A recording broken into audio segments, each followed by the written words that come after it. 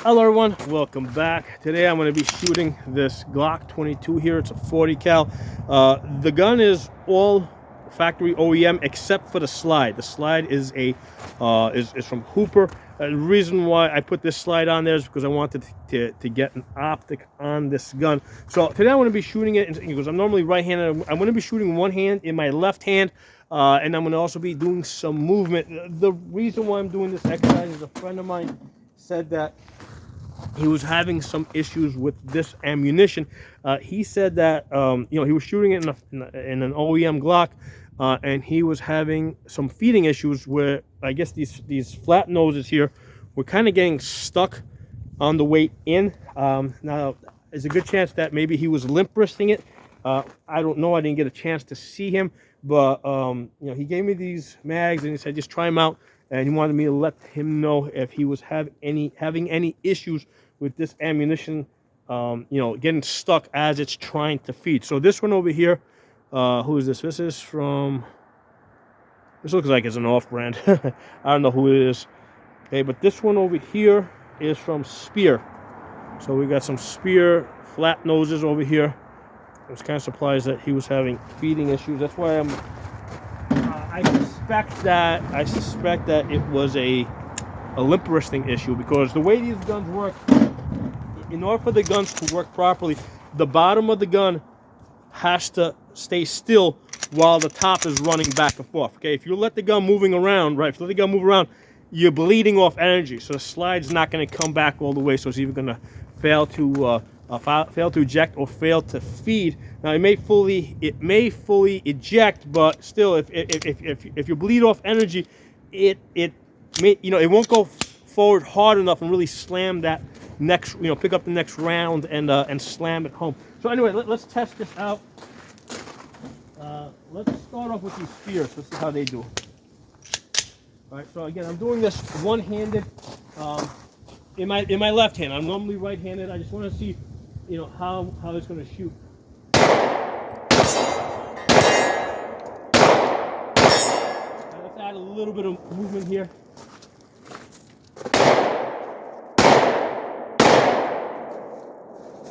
No issues with the gun so far. The Spears fed fine. Let's try this other off-bed. Now, one thing I'm going to say is these OEM frames, they beat the shit out of your finger right here, man. Because I'm holding it like this. A lot of people have told me that they get calluses in this area over here when they shoot lots of Glocks. I like shooting the polymer 80s because all the polymer 80s, including the G43, they got this deep cut over here that really, this makes shooting a lot more comfortable. I don't shoot factory OEM Glocks that often, and I can already feel that this is beating the crap out of my knuckle, my finger right underneath here. So anyway, let's try this one out, see how this works.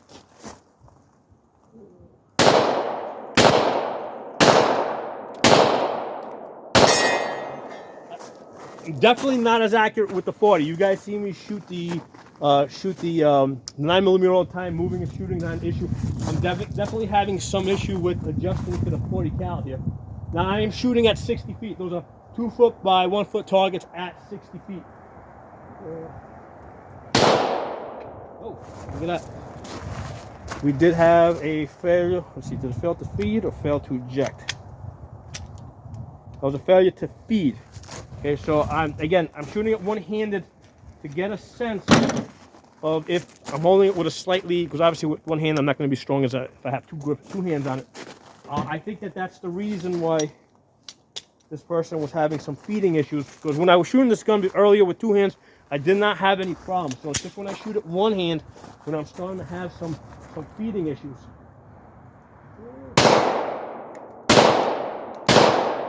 Oh, another one here.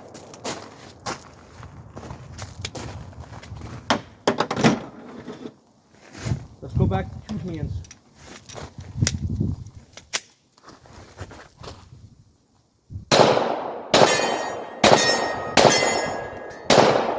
Right, down with the lockout. But now I'm back to my right hand, 2 hands over here.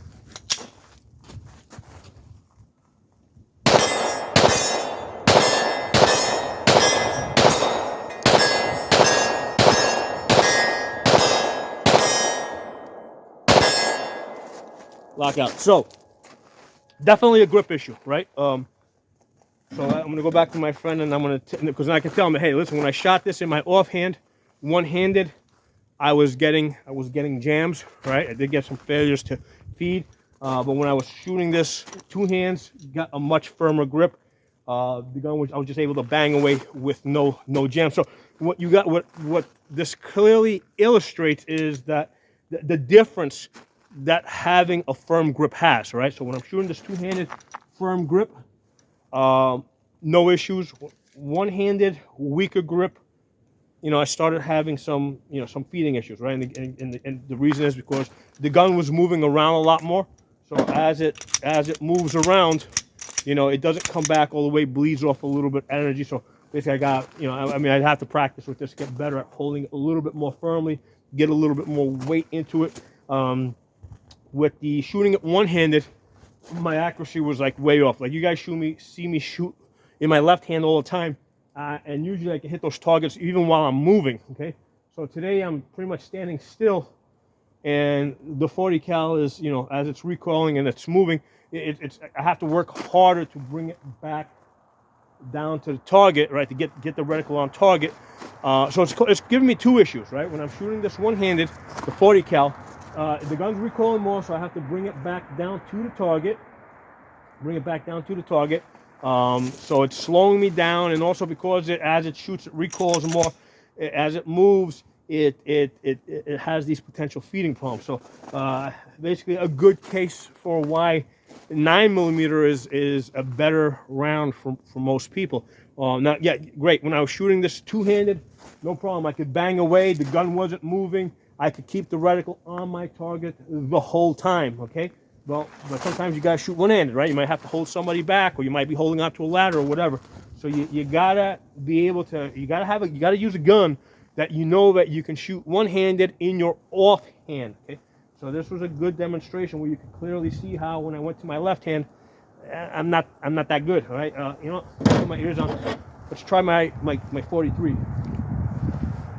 Now another thing that actually, this one over here, this the Glock, has the older 507C, right, which just has the 32 MOA circle, right?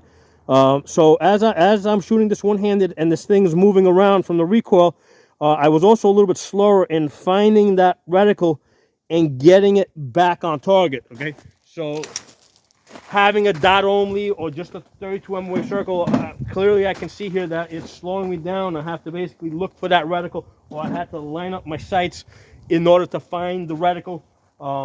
So again, not having shot that in the wild, not having shot a Glock 22 and 40 cal, and not having shot this, you know, a dot only or 32 MOA circle only in the wild, you know, I can clearly see that, you know, I'm not as good as I normally am with the 9mm, and also with this ACSS. Right, where I have that big 32, that's a 200 MOA circle on the outsides, so I can more easily, you know, when I'm offline, I can follow that big circle to the center and find that dot. Let's try shooting this one-handed. Come off the side a little bit here. All right, so let's go one-handed with this. All right, introduce a little bit of movement.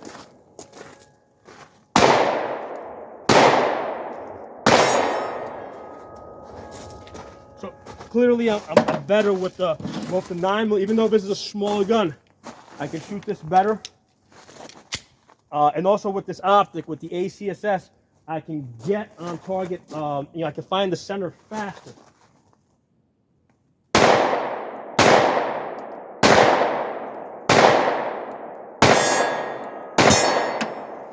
All right, that wasn't my best shooting, but still, this is still easier than that gun. So it's good to shoot these guns side by side so you can do a comparison. You know, get out a bunch of guns, different optics, and see how you do. So anyway, hope you guys enjoyed the video. Thanks for watching. I'll talk to y'all soon.